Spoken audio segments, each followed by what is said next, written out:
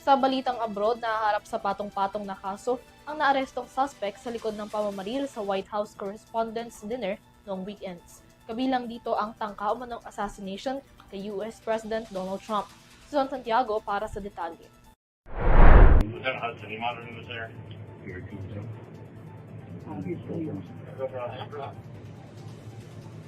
Ito ang mismong kuha ng video na nagpapakita sa suspect kung saan ginanap ang White House Correspondents' Dinner sa Amerika nitong weekend. Makikita siyang tumatakbo may dalang baril sa labi ng Washington Hilton Hotel at nakalagpas sa isang security checkpoint.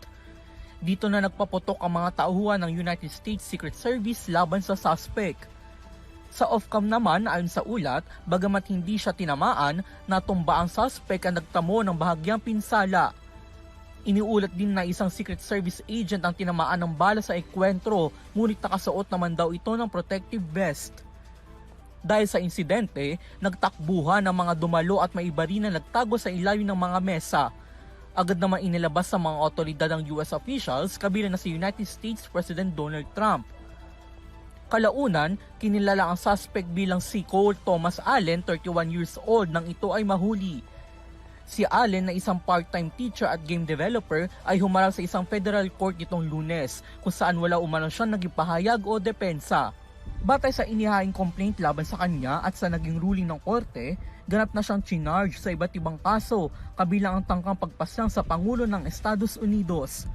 Naharap din siya sa kasong firearm-related charges kabilang ang transportation of a firearm and ammunition in interstate commerce with intent to commit a felony at discharge of a firearm during a crime of violence. Ayon sa isang affidavit na inilabas ng US Department of Justice bago ang insidente, nag-book umano si Allen ng kwarto sa Washington Hilton at bumiyahe mula California patungong Washington sakay ng tren. Nang siya ay arestuhin naman, na-recover sa kanyang isang 12-gauge pump-action shotgun at isang Rock Island Armory .38 caliber pistol.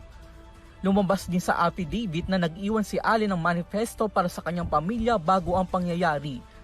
Sa naturang sulat, humingi siya ng paumanhin sa mga maaapektuhan, ngunit nagpapakita na ginawa niya ito bilang isang political statement dahil umano sa mga kabuktutan ng pamahalaan. Binanggit din niya na pangunahing target ang mga opisyal ng administrasyon mula sa pinakamataas hanggang sa pinakamababa ang ranggo. Samantala, nanatili pa rin si Allen sa kustodiya ng mga otoridad habang hinihintay pa ang mga susunod na pagdinig sa korte. Maaari naman siyang maharap sa panghabang buhay na pagkakakulong. Para sa EuroTV News, ako si Son Santiago, sumasaludo sa bawat Pilipino.